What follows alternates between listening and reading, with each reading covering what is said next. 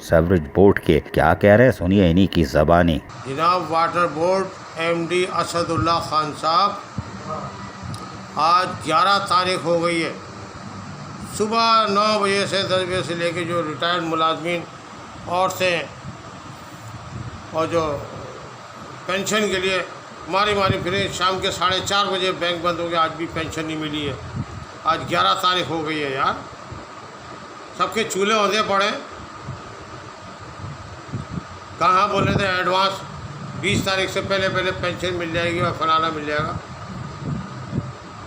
जनाब आला मुराद अली शाह, इमदाद अली शाह, नासिर हुसैन शाह साहब बल्दिया के वज़ीर, और मुर्तज़ा वहाब पाकिस्तान पीपल्स पार्टी रोटा और कपड़े का नारा लगाने वाले, चूल्हे औंधे पड़े। आज भी 4:30 बजे तक पेंशन नहीं आई है यार। इससे पहले दे रहे थे लीव इन कह जी तनख्वाह और पेंशन मिल जाएगी।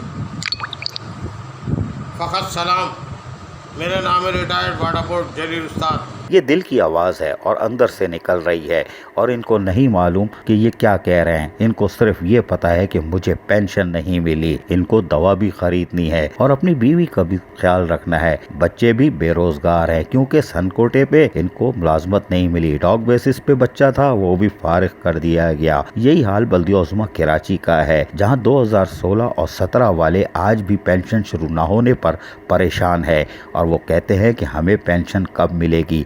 3 साल तक हमें सिर्फ रुलाया जा रहा है। कागजात बनाने के लिए भी पैसे तलब किए जाते हैं। यह है कराची के बल्दियाती इदारों के रिटायर मुलाजमीन की एक बेहिसी की तस्वीर। अजीज आरिफ, KBS बल्दियाती न्यूज़, कराची।